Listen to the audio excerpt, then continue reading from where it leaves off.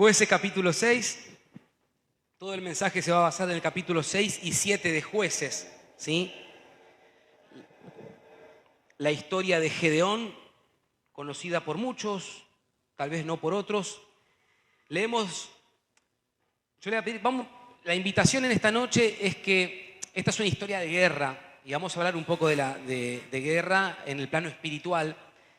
La invitación en esta noche es que vayamos juntos a una historia, ¿sí? A una historia en la Biblia, una historia en el tiempo antiguo que va a tener conexión con nuestro presente.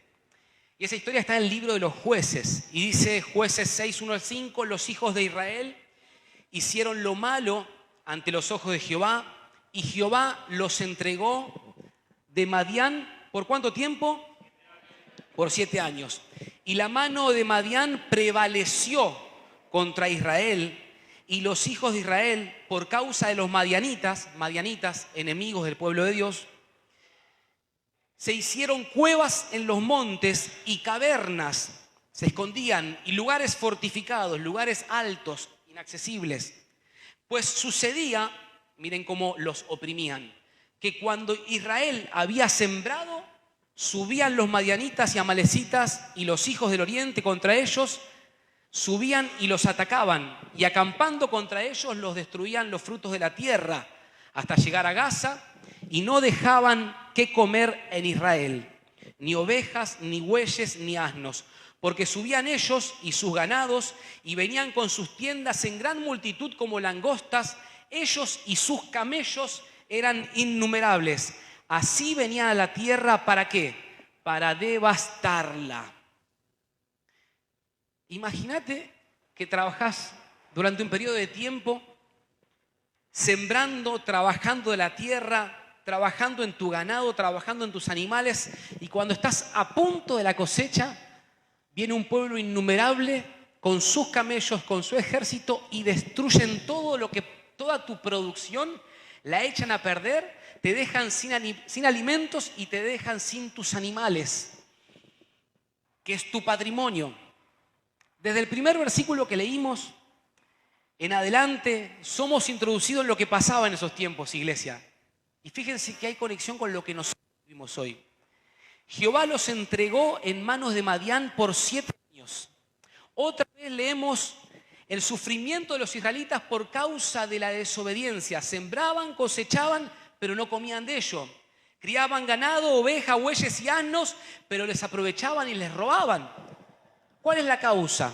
¿Cuál creen ustedes que es la causa? La causa es el pecado. Es porque dejaron los caminos de Jehová y levantaron altares a otros ídolos. El mundo espiritual, y esto en medio de la prédica va como a modo de enseñanza, el mundo espiritual, para que nosotros tengamos un gráfico mental, funciona de una manera similar al ambiente jurídico, en donde todo se maneja, si la justicia fuera lo que debiera ser la justicia, en donde todo se maneja en términos de legalidad, en términos de lo legal y de lo no legal. El pecado sostenido en el tiempo otorga legalidad al enemigo, le da derecho legal al enemigo para oprimir mi vida. Un altar a un ídolo en mi vida le da acceso al obrar de los demonios. Una puerta abierta, una práctica oculta, me deja expuesto a fuerzas de oscuridad, a ansiedad, a miedos, a trastornos, a tormentos. Ahora, ¿cómo se le quita el derecho legal que ofrecí? ¿Cómo le quito ese derecho legal en lo espiritual al enemigo? El fundamento bíblico para esto está ya en Proverbios 28:13, que dice: aquel que confiesa su pecado y se aparta, alcanza misericordia. Es decir, que cuando confieso el pecado, renuncio en el nombre de Jesús a esta práctica y me aparto de ello, naturalmente ya el enemigo no tiene legalidad sobre mi vida en esa área. ¿Es claro esto? Lo de la legalidad, ¿sí? ¿Se entiende? Bueno, es como ese momento, viste, que vos o se entendió todo o no se entendió nada. ¿Se entendió? Vamos. Mira, tiene que venir Guillermo de la Plata para decirme que se entendió. Vamos. Confieso el pecado, renuncio a esa práctica y me aparto de ella. Y el versículo 6 nos deja ver el resultado de lo que pasaba con Madián e Israel. Dice, de este modo empobrecía a Israel en gran manera por causa de Madián. Y los hijos de Israel, ¿qué hicieron? Clamaron a Jehová. El pueblo de Dios persistía en su desobediencia y al parecer una vez por año, cada cosecha, una vez por año, Madián los invadía hasta devastarlos. Ya iban 7 años y se acerca, iglesia, la octava cosecha. Se acerca con esto la octava invasión. Estamos cerca de la octava invasión. Madián, el enemigo, viene a empobrecerlo todo, hasta la miseria, hasta la destrucción, hasta la muerte. Juan 10:10, el ladrón no vino sino para matar, hurtar y ¿qué cosa? Y destruir, empobrecer hasta la miseria, hasta la destrucción, hasta la muerte. Pero el pueblo de Dios hace un movimiento, que es el movimiento que vos y yo necesitamos hacer de continuo. Y ese movimiento es que clamaron a Jehová. La oración no fue el primer recurso, la oración fue el último recurso. Pero en un momento clamaron a Jehová. Entonces, cuando claman al Señor, se aparece un ángel de Jehová, que es una teofanía, que es una representación del Dios mismo, para levantar a un hombre, para liberar a Israel de manos de Madián. Y levanta a un hombre que es el menos pensado. Levanta a un hombre que es el menos esperado. Porque probablemente para liberarlos de Madián, vos y yo hubiéramos buscado a un ungido, a un profeta de esos que llena estadios más o menos. O hubiera buscado a un superhéroe de alguna de las películas que más te gusta, o lo que se te ocurra, pero no a este hombre. El hombre que viene a buscar el Señor es Gedeón, un agricultor. Cuando se acercaba el momento de la octava invasión madianita, Dios llama a un agricultor. Dios llama de Manasés a un muchacho, un hombre llamado Gedeón. Y Gedeón estaba sacudiendo el trigo en el lagar. Y tal vez podemos prender la luz bajo un momento para representar esto. Gedeón estaba sacudiendo el trigo en el lagar. La forma de separar la paja del grano en el trigo, cuando dicen sacudiendo, el original es trillando, era que al trigo se le daban palazos o latigazos para separar la paja del grano. Lo curioso de esto es que Gedeón está sacudiendo el trigo en el lagar. Y el lagar no era el lugar para sacudir al trigo. El lagar era el lugar donde pisar la uva. Pero miren lo que pasa. ¿Por qué Gedeón está haciendo este trabajo en el lugar? Porque la uva se pisaba en un lugar bajo, oscuro, oculto, pequeño. Y el trigo se sacudía en realidad en un lugar alto, al aire libre, para que con el viento se separe la paja del grano al golpearla. Pero ¿por qué sacude el trigo en el lugar donde se pisaba la uva para el vino? Porque lo hacía escondido, porque estaba oculto, porque no quería exponerse. Entonces fíjense que en todo estaban viviendo de manera inadecuada, llamados a la cosecha en la llanura, estaban en lo oculto, en lo profundo. Llamados a vivir como pueblo, en multitud, en la llanura que les había sido entregada, estaban en lugares fortificados, en lo inaccesible, escondidos. Así vivimos cuando somos oprimidos. Así vivimos cuando las consecuencias del pecado comienzan a afectar nuestra casa, comienzan a afectar nuestra vida.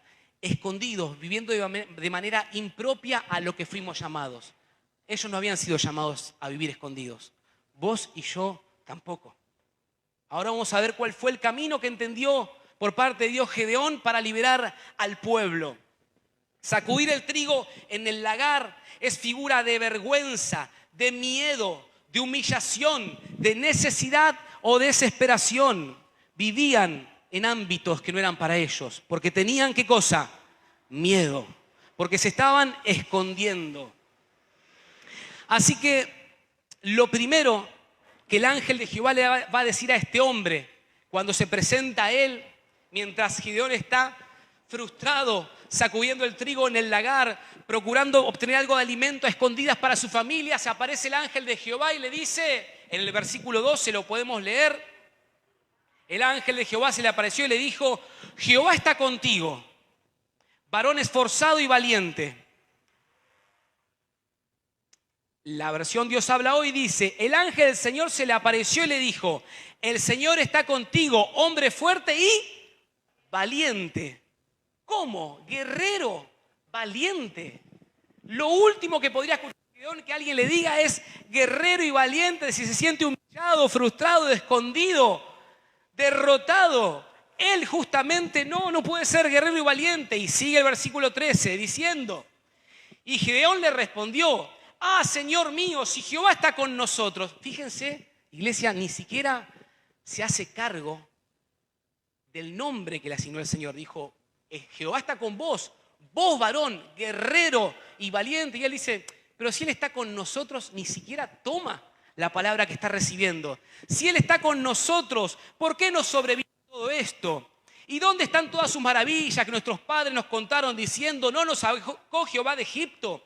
Y ahora Jehová nos ha desamparado y nos ha entregado en mano de los madianitas. Versículo 14. Y mirándole Jehová le dijo, ve con esta tu fuerza y salvarás a Israel de la mano de los madianitas. ¿No te envío yo? Y acá, atenti iglesia. ¿Cuál es tu fuerza? No es para que me lo conteste en voz alta, es una respuesta para adentro, ¿no? ¿Cuál es tu fuerza en este momento? Otra pregunta. ¿Es determinante cuál sea tu fuerza para Dios? Lo que es determinante para Dios es que sepas quién está con vos y quién te envía. Versículo 15. Entonces le respondió, ay, Señor mío, ¿con qué salvaré yo a Israel? He aquí que mi familia es pobre en Manasés y yo el menor de la casa de mi padre. Versículo 16, Jehová le dijo, ciertamente yo estaré contigo y derrotarás a los madianitas, ¿cómo a qué? Como a un solo hombre. Y esto necesitamos tomarlo. Gedeón estaba viendo el desafío como se veía a sí mismo.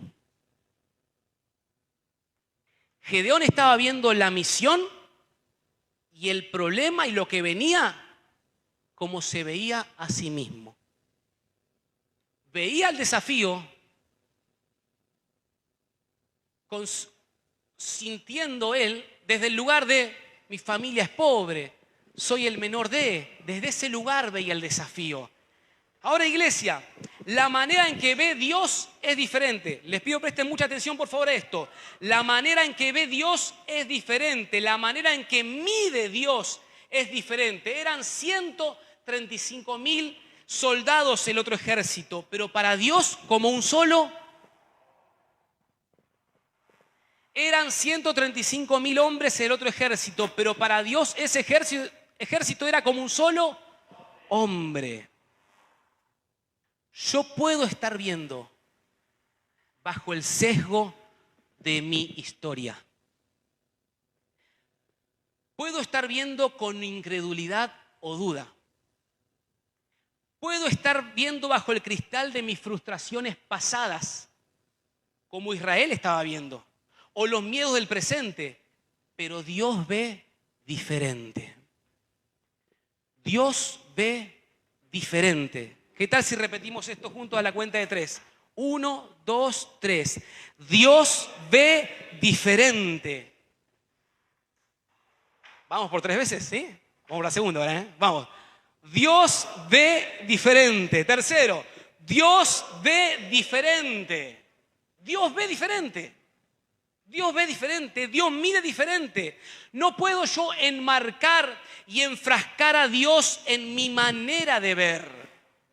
Muchas veces nosotros, sin querer, seguramente, en nuestra manera de vivir, en nuestra manera de ver la vida, en nuestra manera de enfrentar los desafíos diarios, hacemos a Dios a nuestra autopercepción.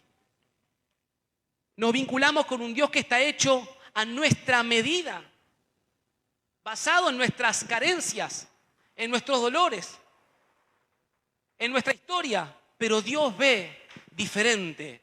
¿Y cómo me doy cuenta que Dios ve diferente? ¿Y en qué puedo basarme para saber cómo está viendo Dios mi realidad a cada momento? Necesito remontarme a las palabras de Jesús, allí en Mateo 28, 18, cuando Él dijo: toda potestad me es dada en el cielo y en la tierra. Y la versión BLP dice: Dios me ha dado pleno poder en el cielo y la tierra. Así que frente a cualquier desafío, cualquier circunstancia, cualquier realidad que estemos por atravesar o atravesando, para entender cómo está mirando Dios mi situación, cómo Dios me ve a mí frente a esa situación, me vuelvo a las palabras de Jesús. Mateo 28, 18, toda potestad me fue dada por parte del Padre, dice Jesús, en los cielos y en la tierra. Y la otra versión dice: me ha sido dado pleno poder en el cielo y la tierra. De esa manera mira Dios. De esa manera mide Dios. De esa manera está viendo el Señor tu adversidad y a tu adversario. Amén. Al menos yo le diría, como que me hagan creer que lo están creyendo esto, ¿sí? Vamos, da. Cada vez que haya un desafío frente a vos, un adversario, una adversidad, la manera de entender y saber cómo está mirando Dios eso es volver a las palabras de Jesús. Todo poder me ha sido dado en el cielo y en la tierra. ¿Amén? Bueno, ahí está un poquito mejor. Vamos más adelante en la historia. Me adelanto. Versículo 25. Aconteció que la misma noche, miren que ahí está Gedeón con los miedos y queriendo ver si esto es real, como este ángel le está hablando, si dar el paso o no dar el paso. Y acá hay una clave para esta semana que comienza y para este tiempo. Aconteció que la misma noche le dijo Jehová: toma un toro, a Gedeón, ¿no?, del hato de tu padre, el segundo toro de 7 años, y derriba el altar de Baal que tu padre tiene. Y corta también. Hace unos días estaba hablando con un hermano acerca de esto, de Baal y de Acera. Y corta también la imagen de Acera que está junto a él. Y edifica altar a Jehová tu Dios en la cumbre de este peñasco, en un lugar conveniente. Iglesia, para nuestras vidas, para la iglesia, antes de seguir adelante, es necesario derribar altares. Un altar es algo contrario a Dios, que está ocupando lugar en mi corazón. El altar puede ser un ídolo, un pecado, pueden ser costumbres, formas de pensar, patrones y tradiciones familiares, las cosas que siempre se hicieron así y las hacemos así porque siempre se hicieron así. Y en la iglesia también hay que derribar altares de este tipo. Ritos y prácticas, adoración a estampas, estatuas, ropas que tienen un valor específico en tu vida, accesorios, anillos, pulseras, colgantes que tienen un valor afectivo tan fuerte que no podrías desprenderte de ellos. Bandas de música, una actividad que puede ser buena, pero ha quitado el primer lugar a Dios en mi vida. Un altar puede ser el miedo de la gente, el miedo a lo que van a decir, a lo que van a pensar, el miedo a la crítica, el miedo a que me dejen solo, el miedo al rechazo, la vergüenza y la culpa pueden ser ídolos en mi corazón.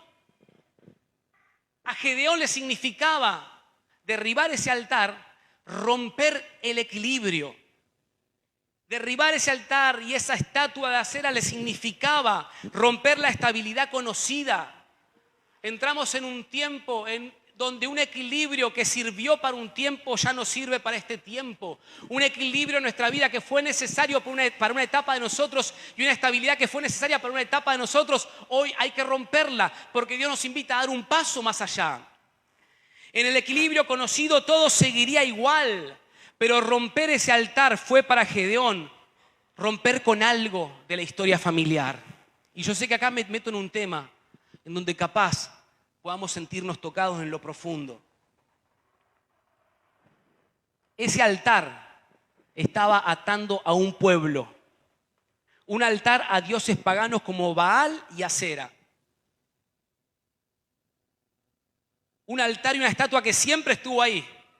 Te invito a pensar en esas cosas en nuestra vida, que siempre estuvieron ahí.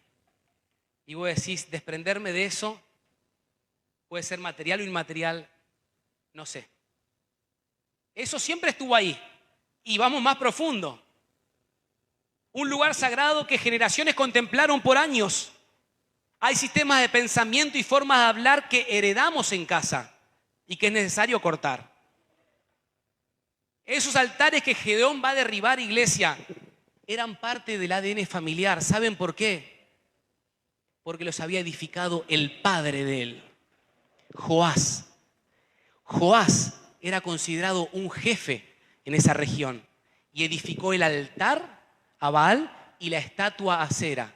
¿Y qué le pide Dios a Gedeón antes de ir a conquistar? Esto hay que derribarlo. Lo que Dios le pide es mucho. Tendrá que asumir la crítica, el juicio, la condena familiar. El precio de esta decisión era alto porque era enfrentarse a su papá, enfrentarse a su familia, enfrentarse a lo que siempre fue así y no se modifica. ¿Pero qué pasó? Versículo 27. Gedeón tomó 10 hombres de sus siervos e hizo como Jehová le dijo. Se animó, vamos Gedeón todavía. Fue a derribar el altar, fue a derribar la estatua de acera. ¿Fue solo? ¿Con cuántos fue el amigo Gedeón? Con 10 hombres. ¿Por qué fue con 10 hombres? Porque más temiendo hacerlo de día, fíjense que a lo que me refiero que nosotros necesitamos cortar, y la iglesia también necesita cortar, hablo de ataduras. ¿Por qué no fue solo si Jehová estaba con él?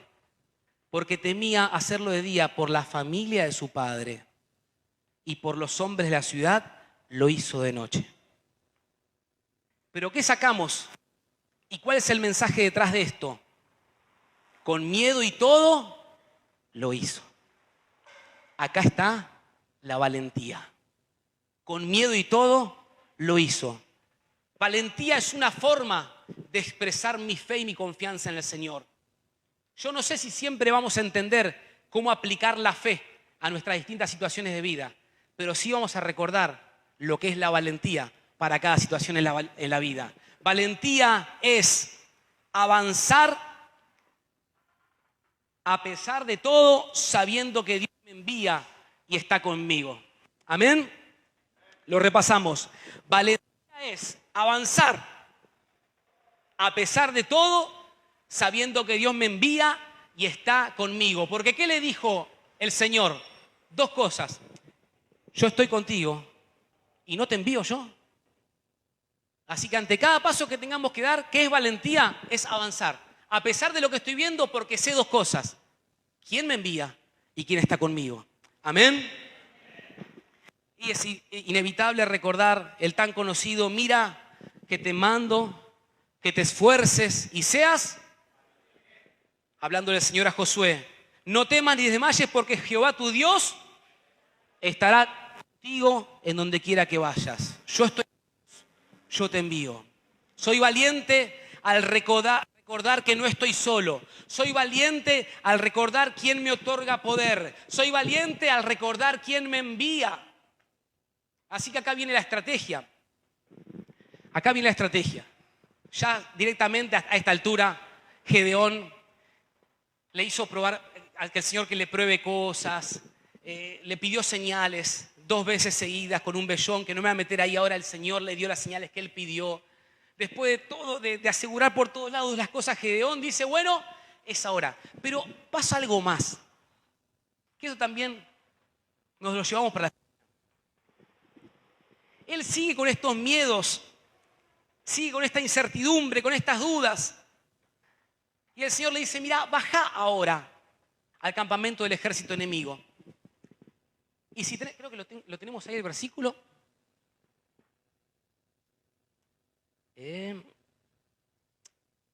Vamos un poquito más adelante a Jueces 7:9. Aconteció aquella noche que Jehová le dijo: levántate y desciende al campamento, porque yo lo he entregado en tus manos. Y si tienes, ¿qué cosa? Temor de descender, baja tú con fura, tu criado, al campamento. Es maravilloso, porque ahora ya directamente lo invita a Gedeón que vaya con alguien más. ¿Por qué? Porque el Señor conoce nuestras internas, nuestros temores, lo que nos pasa. Y si todavía tienes algo de temor, le dice: baja con fura tu criado. Baja con el criado y el Señor le dice: cuando escuches lo que ellos están hablando, tus manos se esforzarán y cobrarás valor. Cuando Gedeón escucha lo que el ejército enemigo estaba hablando, estaban hablando de un sueño que habían tenido, donde sería como un pan grande, giraba por una colina, caía y golpeaba sobre los madianitas y los arrasaba. Y quien se despierta de ese sueño busca a los madianitas, a su gente, y dice: soñé esto. Y cuando escuchan el sueño, algunos empiezan a decir: esta es la espada de Gedeón que viene contra nosotros. Los enemigos estaban hablando bien de Gedeón. Y el Señor le dijo: cuando escuches lo que hablen ellos, tus manos se esforzarán y cobrarán valor. Si vos pudieras escuchar al enemigo hablar acerca de el poder que hay en vos a causa de Cristo en tu vida, tu percepción de la realidad cambiaría automáticamente. El enemigo conoce el potencial de los hijos de Dios, conoce que los hijos de Dios tenemos propósito, amén. Conoce lo que es la unción del Espíritu Santo que rompe las cadenas. Si escucharas hablar ellos lo que piensan en verdad acerca de vos, porque no solamente habla de nuestras debilidades. Ah, mirá, Leandro tiene estas luchas. Ah, mirá, Leandro. No. Hablan de los hijos de Dios sabiendo, porque los demonios creen, tiemblan. Así que cuando Gedeón escuchó que hablaban de él de esta manera, dijo: acá llegué yo, muchachos. No, tampoco tanto, porque con miedo y todo fue. Pero se esforzó, cobró valor, porque dijo: Dios está detrás de esto. Así que viene la estrategia. Allá en el capítulo 7, el Señor le dice: bueno, mira, tenés, Gedeón, 32.000 hombres con vos. Los enemigos son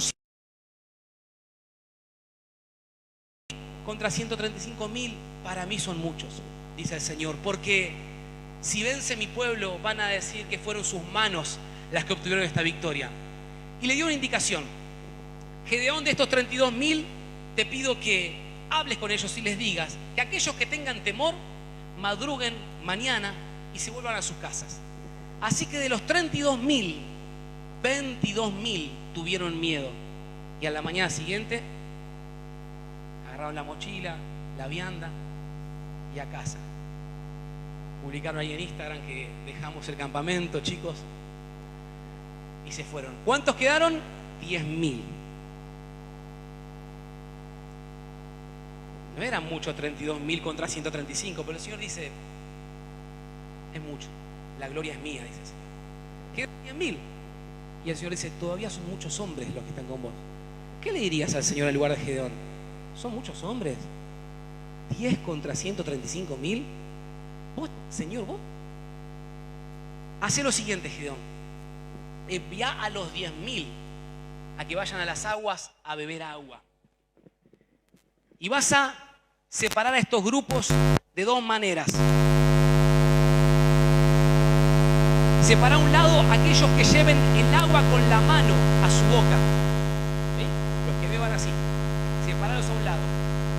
Y separa a otro lado a aquellos que se inclinen y doblen sus rodillas para beber. El versículo 7 dice: entonces Jehová dijo a Gedeón: con estos 300 hombres, miren, de los 10.000, 300 lamieron el agua recogiéndola con la mano. Con estos 300 los voy a salvar y entregaré a los madianitas en tus manos, y váyase toda la demás gente, cada uno a su lugar. El Señor no da muchas vueltas, digamos, o sea, directamente. Con estos 300 los voy a salvar. Ahora tiene que bajar el campamento. Recién, ¿cuál es el mensaje detrás de ir con los 10 hombres y detrás de ir todo? Avanzar. Con miedo y todo, avanzar. Porque el altar fue derribado y yo ya entregué esto en tus manos. Valentía es avanzar a pesar de todo, sabiendo que Dios me envía y está conmigo. El versículo 11 lo vimos recién, oirás los que hablan. Avancemos al versículo 21. Me adelanto un poquito.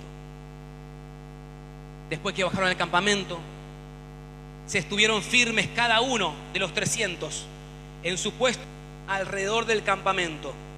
Entonces todo el ejército echó a correr. Escuchen esto, iglesia. Estuvieron firmes los 300, cada uno en su puesto.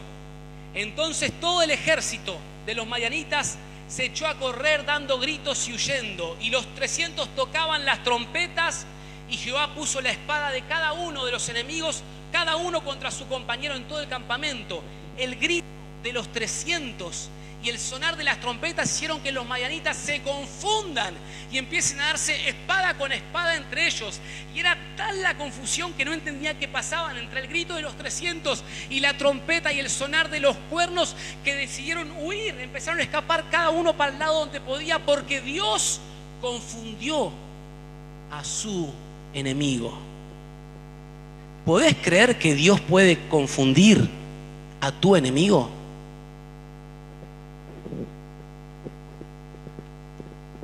Dios confundió a su enemigo. Y el ejército huyó hasta Bet-Sitá en dirección de Sererá y hasta la frontera de Abel Meolá en Tabat. Y juntándose los de Israel, de Neftalí, de Aser y todo Manasés, siguieron a los madianitas para acabar con ellos. Gracias, Josu, por estar conmigo.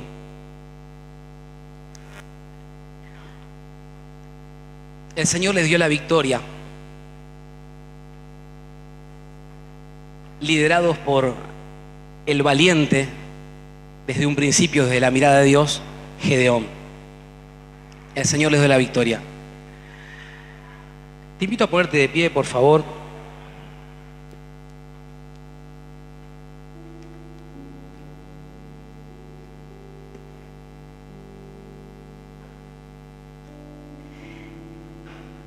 En el libro, pasen todos los músicos, los adoradores, por favor. En el libro, tal vez lo pudiste leer o no.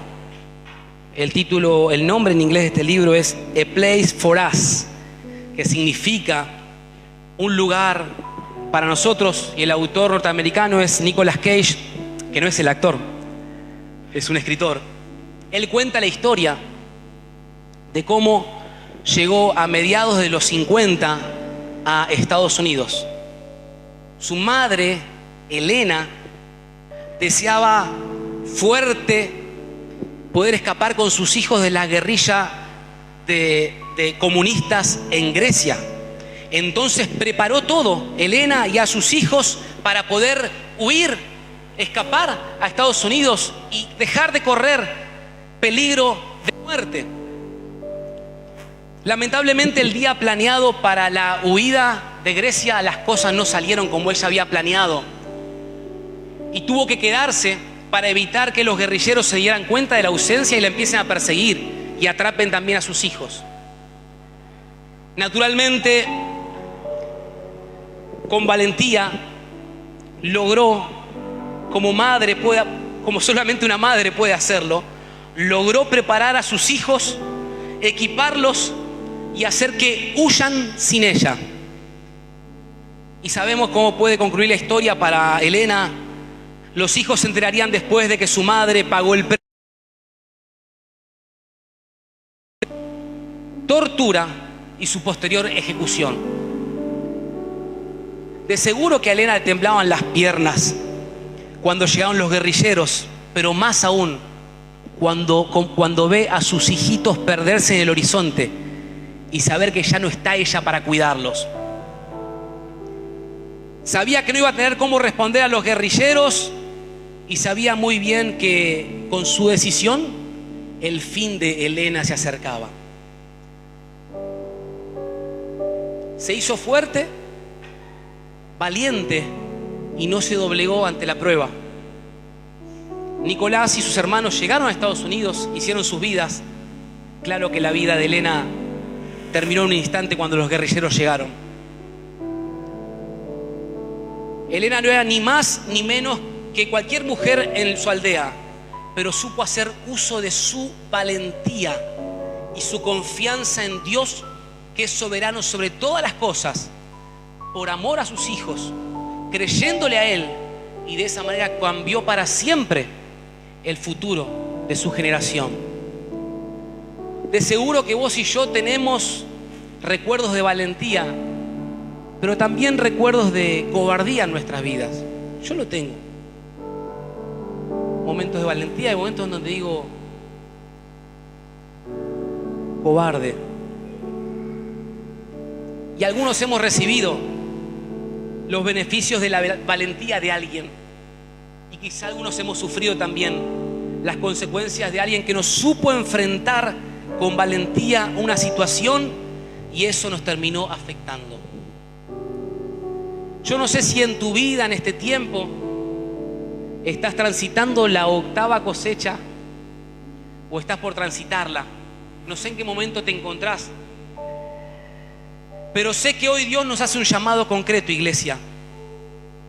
Y es que antes de seguir adelante, tenemos que ser valientes y derribar altares en el nombre de Jesús. Hoy Dios nos hace un llamado específico. Antes de seguir adelante, necesito derribar altares. Esos altares son ataduras que pueden comenzar en el cuerpo, pudieron comenzar en las emociones, pudieron comenzar en los pensamientos, en la cabeza, pero se convierten en ataduras espirituales. Cualquier altar en mi corazón que no sea un altar para Dios, tiene que caer en este tiempo, amén.